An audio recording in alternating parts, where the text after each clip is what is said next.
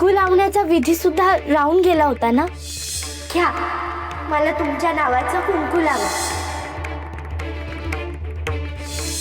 तुझं सौभाग्य तुझं दुर्भाग्य बने असा शाप देते मी तुला, असा शाप देते मी तुला। सखू, अगं आपण देवीच्या रावळात आलोय। आई अंबाबाई समोर असताना तुझ्या चेहऱ्यावर ही काळजी शोभते का सखू? अगं ती आहे आपल्या पाठीशी। अहो पण तुम्ही बघितलं ना त्या दोघी कशा वागल्या। असं सौभाग्याचं कुंकू कोणी उडवतं का? थांब, मी पुसतो, चेहरा स्वच्छ होईल तुझा।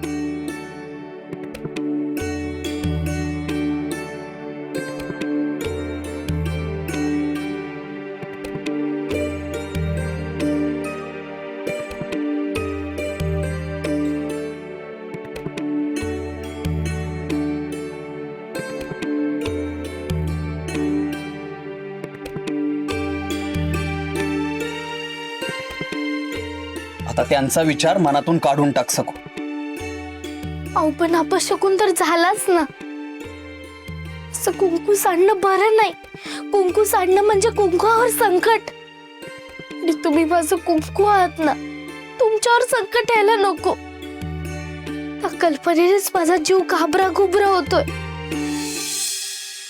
अगं सखू, हे तू बोलतेस? अगं तू किती शूर, धाडसी आणि श्रद्धाळू आहेस। तू या असल्या गोष्टींनी कशी दुखावू शकतेस? हे बघ, उगीच भलते विचार करू नकोस, असलं काहीही होणार नाहीये। आणि दुसऱ्याचं वाईट चिंतणाऱ्या माणसांचा शाप नाही लागत सखू। त्या सुभेदार काकूंच्या शापाचा विचार सुद्धा करू नकोस तू। हे बघ, त्या तुझा द्वेष करतात, त्या असंच वागणार। विसरून जा आता तू हे सगळं।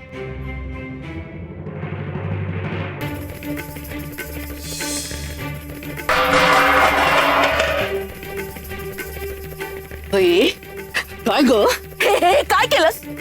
कुंकू सांडलंस? अगं दिवा पाडलास? तुला कळतंय का? कळते, माझ्या दिगूच्या जीवावर उठलीस। तुझाही नवरा आहेच ना तो। अहो पण सासूबाईच म्हणाल्या होत्या ना की कुंकू सांडणं म्हणजे अपशकुन असतो आणि तो थेट तुमच्या जीवाशी। आणि एका सवाष्णीने दुसऱ्या सवाष्णीला कुंकू न लावणं हा सुद्धा एक अपशकुनच आहे। मला माझ्या नाही, तुमच्या जीवाची काळजी वाटते। मला कळतंय तुला काय म्हणायचंय ते।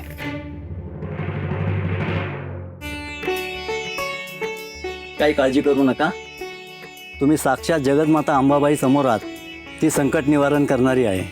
इथलं कुंकू लावून घ्या, तुम्हीच लावा, अंबाबाईचा आशीर्वाद आहे।